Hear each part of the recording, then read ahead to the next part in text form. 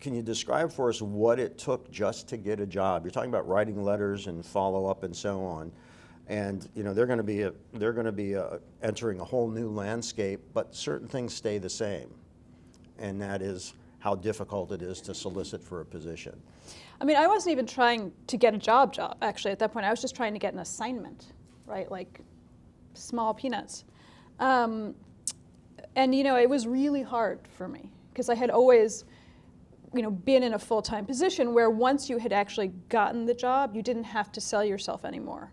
And the thing about freelancing is that you are endlessly selling yourself.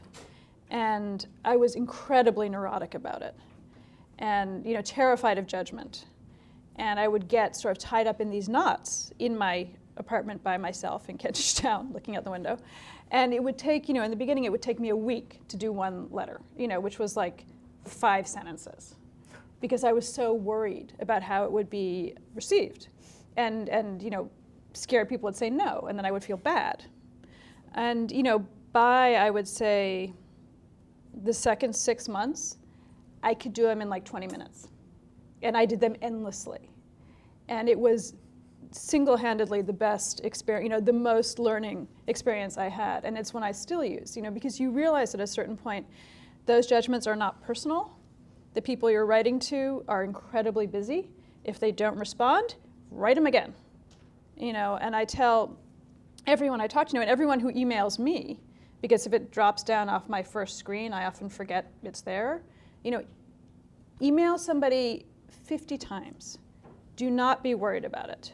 You know, you cannot really be too aggressive about that, because the truth is, like, you're occupying this minute space in the life of the person you're writing to, even though they're occupying a huge space in your life.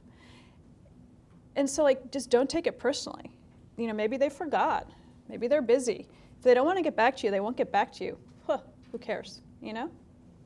And so that raises an interesting question, because a lot of the students are concerned about becoming a pain in the ass.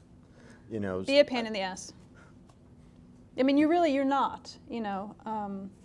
And if you are a pain enough in the ass, then someone will actually respond to you, and they'll either say, go away, in which case you have your answer, or they'll say, come on in and I'll meet you, in which case you have another answer.